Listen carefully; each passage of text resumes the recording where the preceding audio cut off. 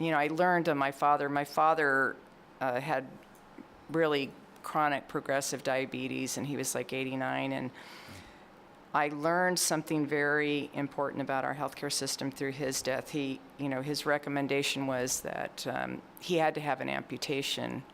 At least we thought that he had to have an amputation. And, I love our physician surgeons.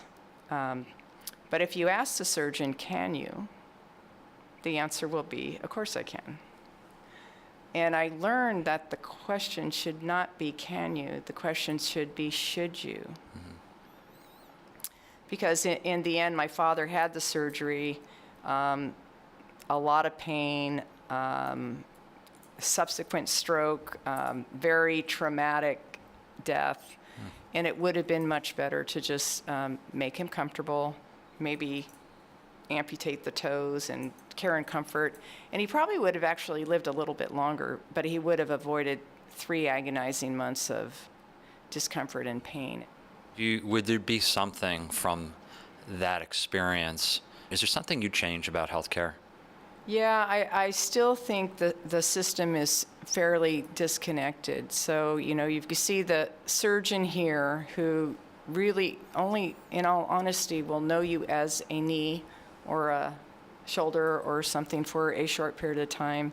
You have the primary care physician over here who knows a lot about you and maybe knows you for years and years. But once you get in the hospital, then you're covered by the, what do we call them now in the ICU? The intensivist. The hospitalist and the intensivist, yeah, right. Who doesn't know you either. Right. And the family has such a hard time piecing together what is actually going on. It's a constant struggle for families to knit together those pieces. And then you have the insurance company, or you have the rehab hospital or the skilled nursing hospital. And it's almost like, here you go, best of luck. Right. Hope it goes well. Yeah. And I don't think we taught clearly enough in the language that non-medical people understand how to best navigate through the system and simplify it for the family and for the patient. Yeah, there's so much noise in the system that makes it difficult. You were on a long walk. Oh, yes, the Camino. How many days were you out there? We walked for 14 days, 220 miles. I don't know any other place in the world that you could walk for 220 miles without a map.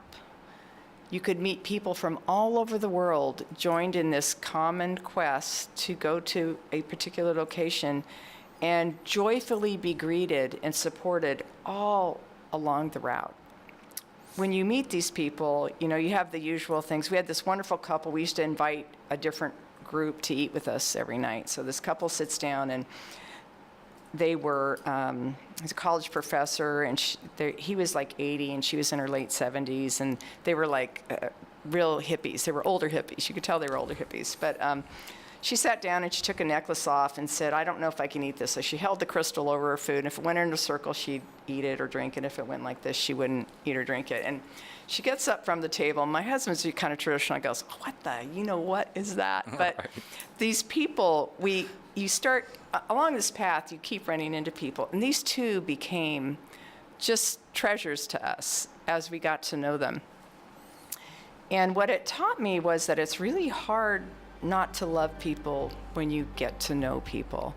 And at the end, they sat like part of the family when we were at the final mass in the cathedral, and it would not have been the same if they hadn't been part of that. That's amazing. Well, thanks, Annette. I've really enjoyed this. Thanks, Erik. I've enjoyed it too.